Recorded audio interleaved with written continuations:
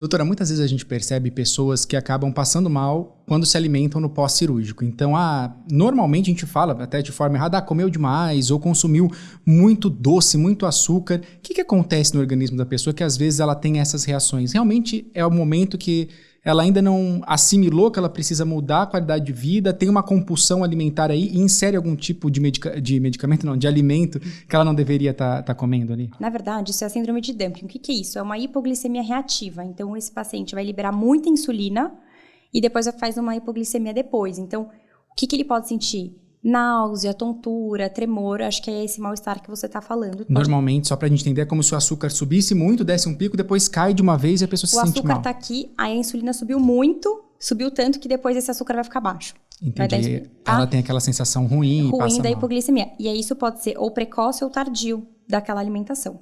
Mas aí está relacionado diretamente ao tipo de alimentação que a pessoa consumiu ali. De repente, naquela compulsão, acabou tomando uma lata de leite condensado ou comeu muito de algum alimento. Ou não, ele pode descompensar com uma refeição. Na verdade, aquele paciente tende a comer uma quantidade maior e liberar aquela quantidade de insulina para aquilo. Está comendo menos, liberando aquela insulina, eu faço uma hipoglicemia reativa. E normalmente, qual é a orientação para esse paciente? Comer menos fracionado.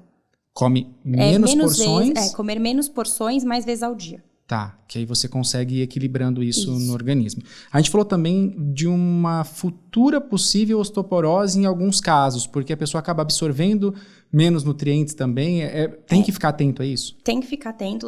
Quando a gente conversou um pouquinho sobre os nutrientes e a falta de absorção de algumas vitaminas, a gente pode ter uma menor absorção de cálcio e vitamina D. Então, isso pode gerar uma alteração no metabolismo ósseo e pode gerar osteoporose no futuro. Então, tem que acompanhar tanto as vitaminas quanto a necessidade de fazer algum exame para detectar. Quando a gente fala desse tipo de questão, né, da parte óssea, normalmente pode estar faltando alguma vitamina ou algum nutriente que é muito importante para os ossos, é isso? Sim, principalmente aqui na cirurgia bariátrica, entre o cálcio e a vitamina D.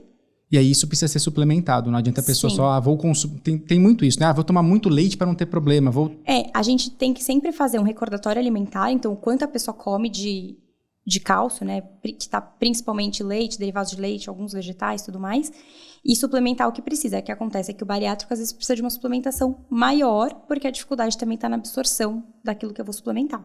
Agora a gente falando para as mulheres, também é importante a gente lembrar que durante um período não tem indicação de tomar o anticoncepcional, né? Como que funciona essa questão? Realmente não pode? Como que fica? Então, no primeiro ano depois da cirurgia bariátrica, a gente orienta que procure o ginecologista para alterar o método anticoncepcional que não seja oral devido a essa mudança de absorção. Então, pode ser que esse anticoncepcional seja mal absorvido.